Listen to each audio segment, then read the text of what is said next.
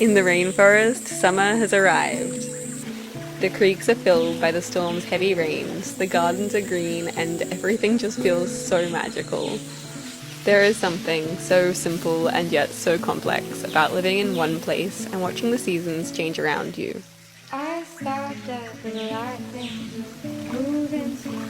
Just stared at the rain pouring down my window. My mind is drifting. Our little world is constantly shifting, and we're learning to dance with the cycles of nature. Watching the light on the mountains, summer's dragonflies, or the intricate art of nature. This beauty, this simplicity, this connection, it lets us look inward. It lets us realize our one goal, to live in harmony with these interconnected systems.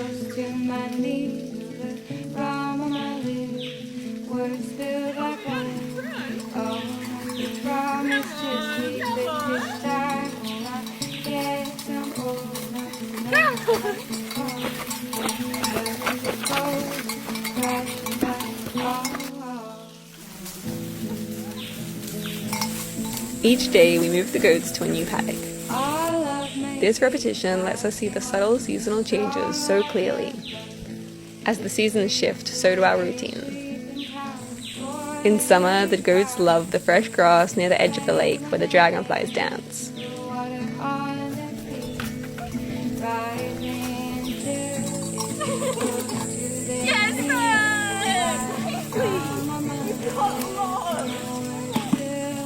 Sometimes this can seem frustrating, to sit and wait while your goats chew on grass. But really, it is such a beautiful privilege to sit and spend some time with nothing but your thoughts and a few rascal goats wanting pats. Since this paddock isn't really goat-proof, we normally just hang out here for a while and make sure that they don't escape. This paddock is amazing to see. It is a regenerating ecosystem, and since we've cleared the weeds, native fruit vines are growing, tree frogs are thriving, and the rare coolmon trees that we planted are growing by the water's edge.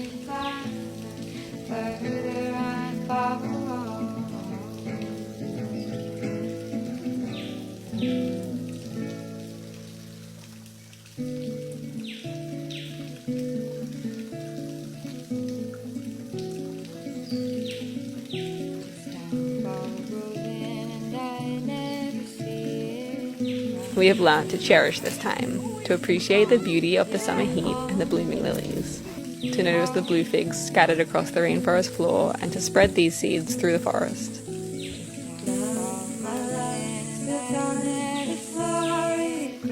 We have learned to observe this rhythm of the seasons, to be a part of the beautiful flock, and to connect with the systems of nature.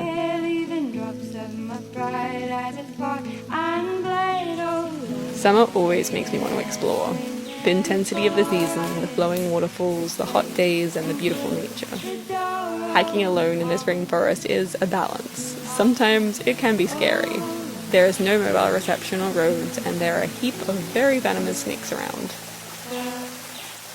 But this feeling of immersing yourself so deep in nature, so alone, this feeling is incredible. Finding these spots and witnessing this beauty, being alone in the middle of the rainforest, feeling the water on your skin and watching the day go by.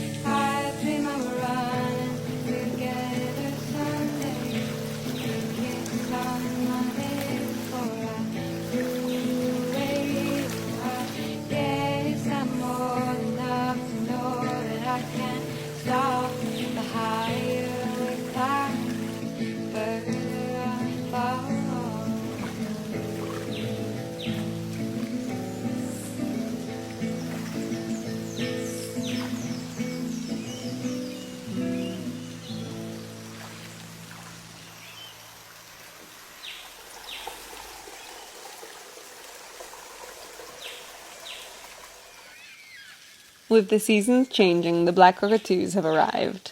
They come with the rain, swaying through the valley. Their laughter spreads across the rainforest. They are always our biggest reminder to dance with the seasons. to find joy in the rain and the sun.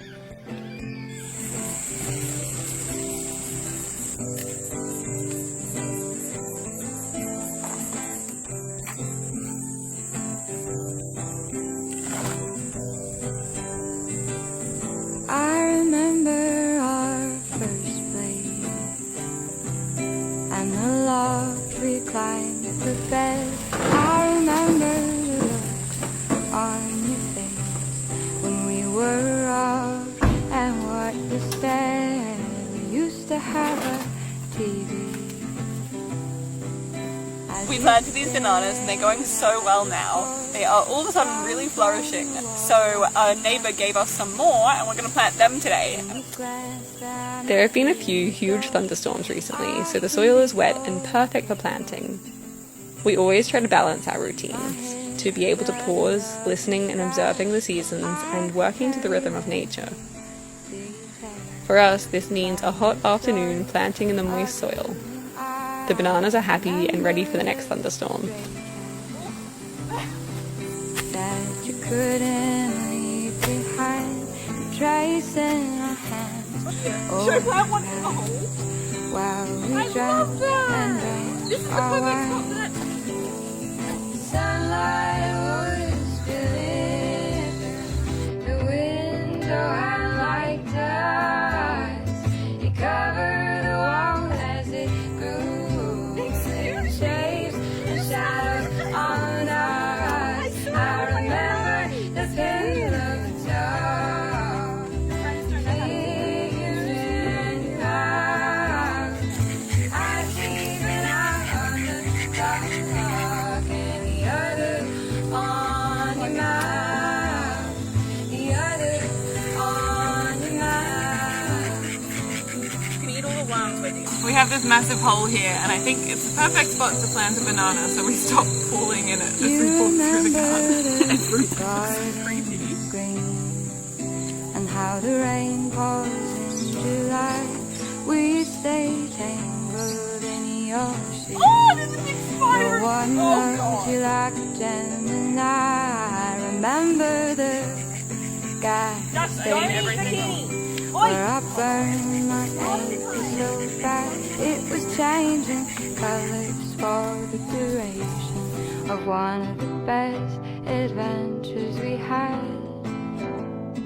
Sunlight was spilling. The feeling of eating a fresh mango is indescribable. After a big day's work, this old mango tree always holds our tired bodies, the juicy fruit dripping down our faces. I don't know if it's the flavour or just being high in the branches looking down on all of the work that we've achieved, but it tastes so much better than anything you could ever imagine. I keep an eye on the clock.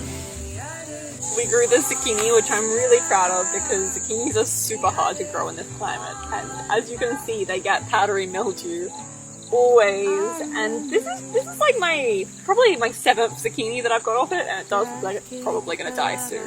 So I think we did pretty well, but it always teaches us lessons of planting things that are well suited for our climate. So next time, today, we're planting bananas instead because they really suit this climate. They like the rain and the wet and the hot and not like zucchinis.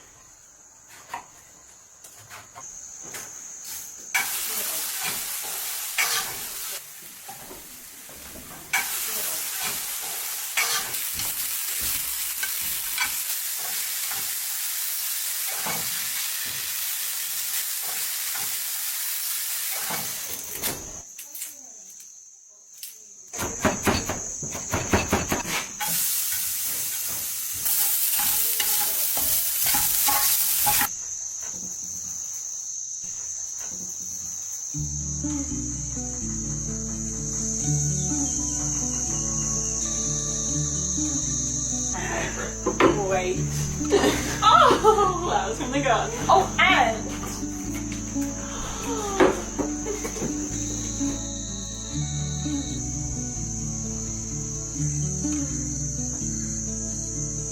you want a big dob of cheese? Yes. I can't believe To eat with the seasons, you really understand the food. Its flavors are deeper and more intense, but you can also understand the journey and energy used to grow a meal. Julia has been milking Maggie and has started making cheeses from her milk. It is so amazing to imagine the energy that has passed from the soil to the grasses, to Maggie, to her milk, to the cheeses, and then to us.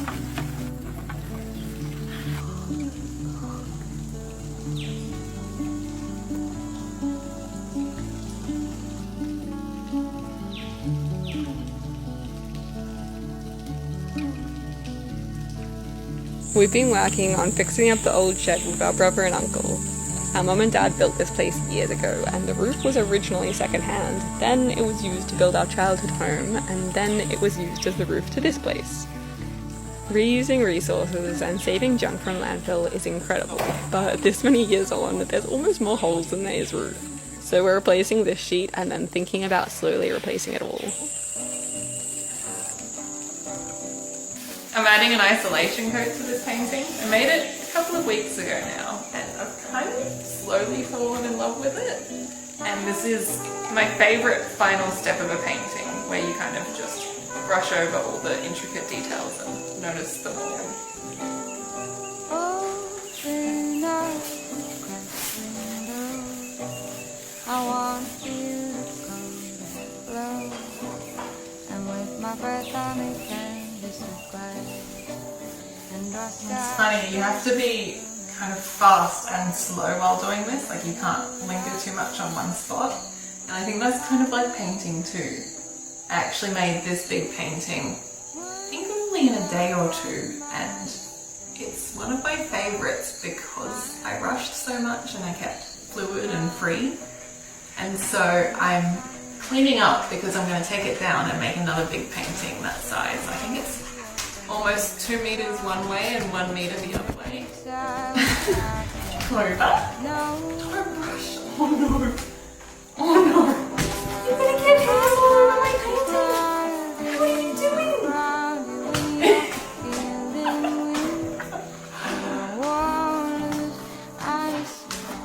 Last touches.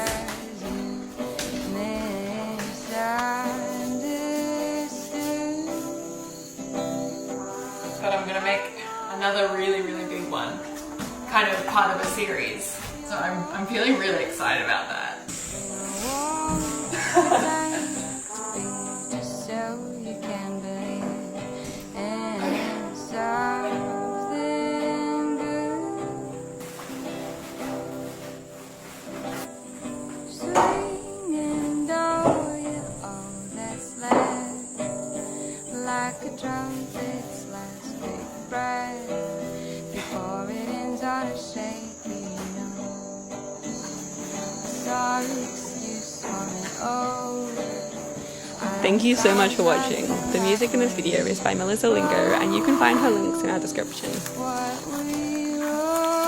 Thank you so much to our patrons whose support lets us care for this land.